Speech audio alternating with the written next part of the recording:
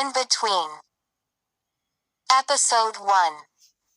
By AMAH'S Heart. "Marry me," he said to her as they sat opposite and very close to each other in an exclusive lounge. Veronica looked at him speechless. She wasn't sure of what she heard. "Marry you?" she asked just to be certain that she was hearing correctly. "Yes, I said marry me, Pharaoh. You're the best thing that has ever happened to me, and it will be a great pleasure to spend the rest of my life with you. I love you and want you to be my wife."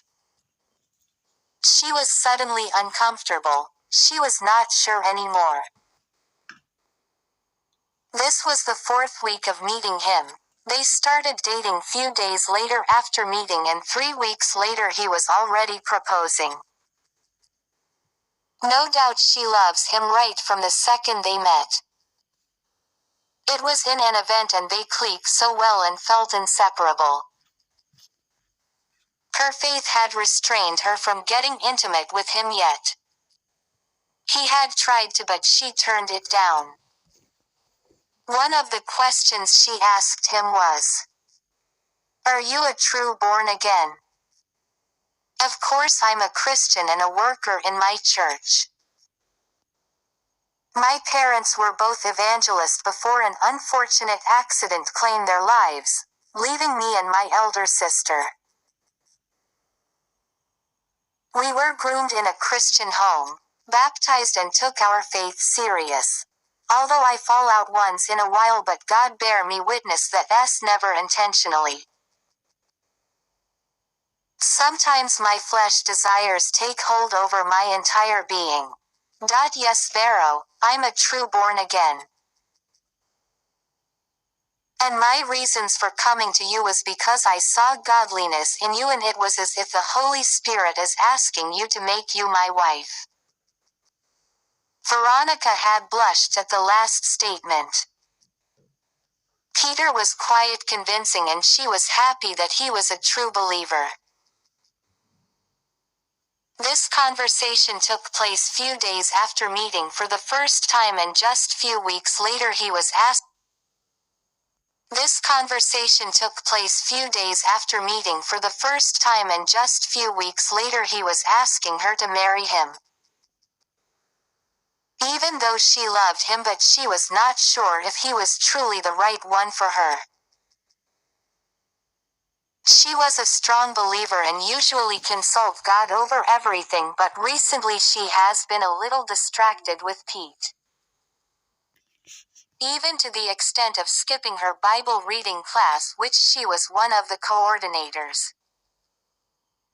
She sometimes forgets to pray at night and even morning, unlike her.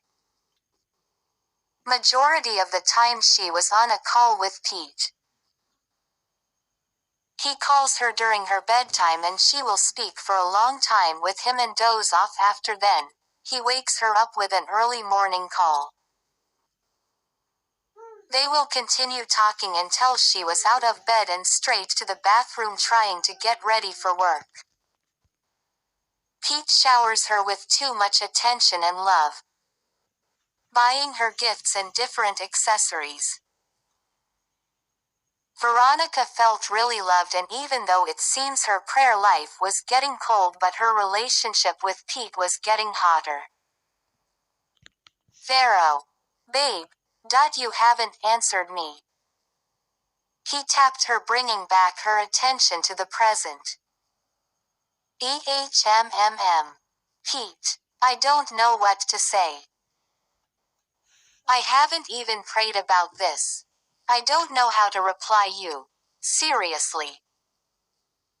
Why? You should at least say something.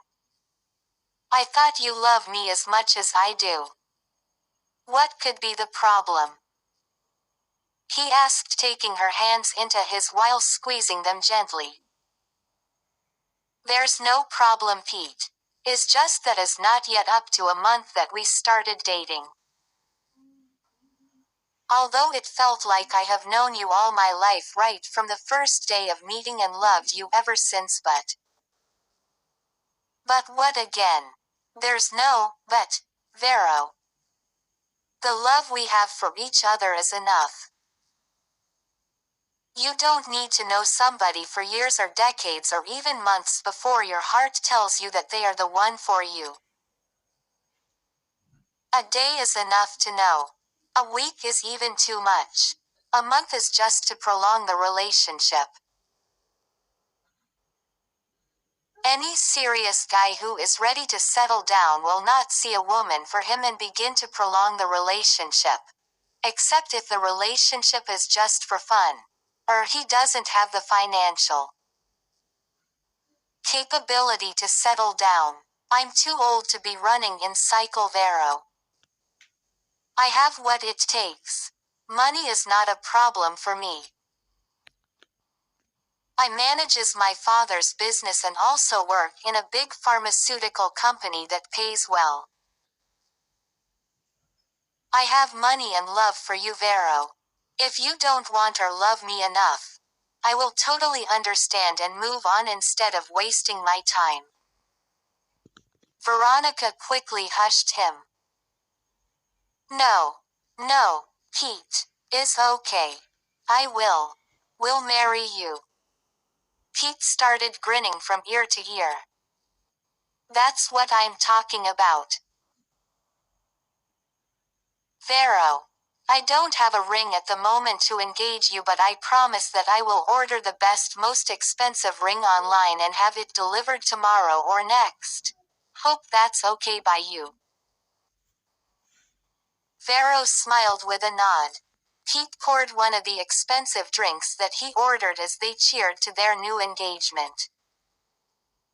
Deep down, Veronica hopes she was doing the right thing.